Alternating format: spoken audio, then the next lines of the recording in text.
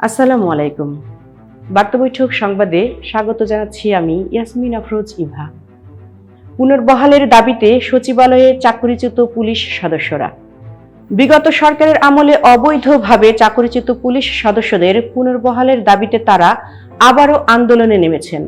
সরেজমিনে দেখা যায় পুলিশ পরিবারে প্রায় 2200 জন সদস্য এ আন্দোলনে যোগ দিয়েছেন। চাকরি ফিরে পাওয়ার দাবিতে এই সদস্যরা আন্দোলন করেছেন। তাদের হাতে বিভিন্ন ব্যানার রয়েছে। তারা পদযাত্রা থেকে সরকারের উদ্দেশ্যে দাবি জানাচ্ছেন তাদের যেন দ্রুত চাকরি ফিরিয়ে দেওয়া হয়। চাকরি ফিরে পেতে নানা ধরনের স্লোগান দিচ্ছেন চাকরিচ্যুত পুলিশ সদস্যরা। আন্দোলনে অংশ নেওয়া এসআই পদমর্যাদার এক পুলিশ সদস্য বলেন, আমরা তো কোনো অন্যায় করিনি। সাবেক আইজিপি বেনজির আহমেদ ও পুলিশের আলোচিত বিভিন্ন ঊর্ধ্বতন কর্মকর্তার রোষানলে পড়ে অন্যায়ভাবে আমাদের চাকরি থেকে বাদ দেওয়া হয়েছে। এখন তো তারা নেই, তাহলে আমাদের কেন চাকরি ফিরিয়ে দেওয়া হচ্ছে না? এতক্ষণ বার্তা বৈঠকের সঙ্গে থাকার জন্য ধন্যবাদ।